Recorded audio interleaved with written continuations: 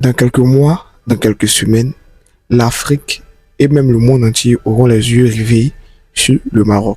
Et oui, la CAN 2025 commence. Et cette année, ça se passe au Maroc. Quelles sont les grandes affiches qui nous attendent pour cette compétition? Quels sont les stades où cette compétition se déroulera? Et sans oublier, quels sont les grands événements, comment la fête va se passer? Si tu veux tout savoir, reste dans cette vidéo jusqu'à la fin et n'hésite pas à t'abonner parce que sur cette chaîne, je veux tout vous montrer sur le football africain et même le football mondial. On y va.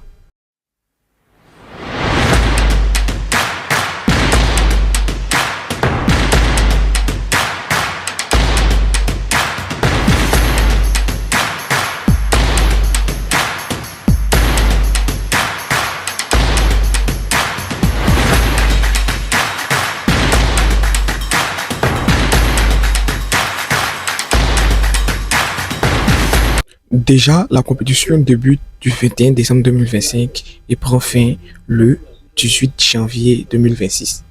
Tu te demandes pourquoi cette année, la compétition dont la CAN se déroule en hiver, juste parce que pour éviter le clash des calendriers, que la CAF a décidé de repousser la CAN en hiver parce que la FIFA a organisé la Coupe du monde des clubs, c'est-à-dire cette compétition. Dites-moi déjà dans le commentaire si vous trouvez que cette compétition est une bonne idée, parce que moi, je ne sens pas cette compétition. De un, ça fatigue les joueurs, de deux, des blessures inutiles. On a le cas de Moussiala qui va pratiquement rater tout le début de la saison, pratiquement même peut-être c'est sa fin de saison, on ne sait pas. Mais je trouve que cette compétition n'est pas... Le Maroc, de son côté, accueille cette compétition pour la deuxième fois de son histoire. Après celle de 1988. Déjà, j'étais pas né, mais c'est la deuxième fois qu'ils organisent la CAN. 37 ans après. Cette compétition réunira 24 équipes africaines. Pour se qualifier, ils ont dû passer par des éliminatoires compliqués et des éliminatoires charnés. Au départ, ils étaient 48 et après les éliminatoires, 24 ont été retenus pour participer à cette compétition. Et comme toujours, il y a les grands habitués de cette compétition. Le Sénégal, vainqueur en 2025. L'Algérie, vainqueur en 2019. L'Égypte, qui n'est plus à présenter, ce sont eux les recommandants de la compétition en fait. La Côte d'Ivoire, tenant en titre, qui a remporté cette CAN dans des conditions incroyables devant son public. Elle a organisé la CAN et elle a remporté devant ce public dans des conditions incroyables, frère. Moi, je l'ai vécu.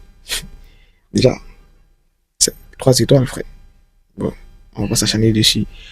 Il y a aussi le pays hôte, qui est le Maroc, qui va aussi essayer de faire ce que la Côte d'Ivoire fait chez elle, c'est-à-dire remporter leur propre CAN avec un public. Et il faut savoir que le Maroc, c'est le pays du football. Ils aiment le football. Quand vous regardez le championnat marocain, le Wydad et tout, les stades sont... Non, j'aime le Maroc.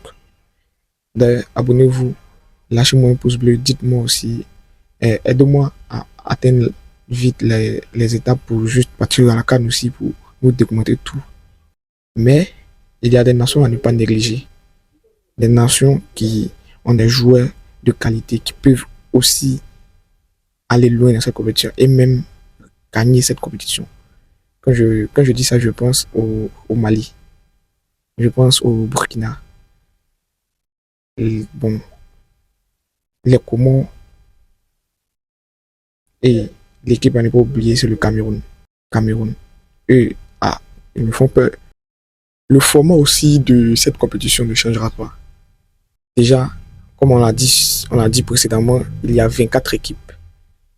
6 poules de 4 équipes. Les 2 premières équipes sont déjà qualifiées et les 4 meilleurs troisièmes sont aussi qualifiés. Et c'est ça qui fait la magie de la CAN en fait, parce que les 4 meilleurs troisièmes peuvent aller loin dans la compétition, c'est-à-dire ça ramène du piment. Regarde la Côte d'Ivoire par exemple, dans sa propre CAN, elle est passée meilleur troisième. Dernier des meilleurs troisièmes, mais à la fin, qu'est-ce qui s'est passé? La Côte d'Ivoire a éliminé le Sénégal, le Mali, le Congo, arrivé en finale contre le Nigeria, mené 1-0 jusqu'à l'égalisation et tout. Et le deuxième but dans les derniers instants de la compétition. Non, c'était incroyable, c'était incroyable. Je l'ai vécu. Donc si je te dis c'était incroyable, c'était incroyable. Pour moi, les favoris de cette compétition sont le Maroc, boosté par son public en fait. On l'a vu avec la Côte d'Ivoire, quand le public, quand tu joues à domicile, tu es boosté par ton public. Donc tu peux faire des choses incroyables. Tu peux. Donc déjà le Maroc booste. Ensuite, on a le Nigeria, le Sénégal et la Côte d'Ivoire tenant en titre. Les outsiders pour moi, déjà, je peux mettre le Mali dans la case parce que ils ont une équipe très jeune et ils ont un leader qui est Yves Bissouma qui est à la rage de gagner, qui est aussi un super milieu, tu vois. Il est aussi bon. Le Burkina peut-être et la R du Congo. Ouais, la R du Congo, ils ont fait une bonne canne et je sais qu'ils ont quelque chose à apporter en connaissant cette canne au Maroc. Donc, ce sont les équipes à suivre. Voilà, maintenant tu sais tout sur cette canne, comment ça va se dérouler, les équipes, les stades et tout, mes favoris aussi. Et dis-moi dans les commentaires, toi tu vois quelle équipe remporter cette canne, quelle équipe tu vois arriver aussi loin et tu supportes quelle équipe, ton pays dans les commentaires, bien sûr. Et n'hésite pas à t'abonner et lâcher un gros pouce bleu parce que ici, on va développer le football africain, la canne et tout, même le football en club, même le football mondial, bien sûr. Donc, n'hésite pas à t'abonner et à activer la cloche de notification. On se retrouve à très vite pour une nouvelle vidéo. Je vais poster pratiquement 3 vidéos par semaine et même plus. En tout cas, restez à l'affût. Abonnez-vous. Peace.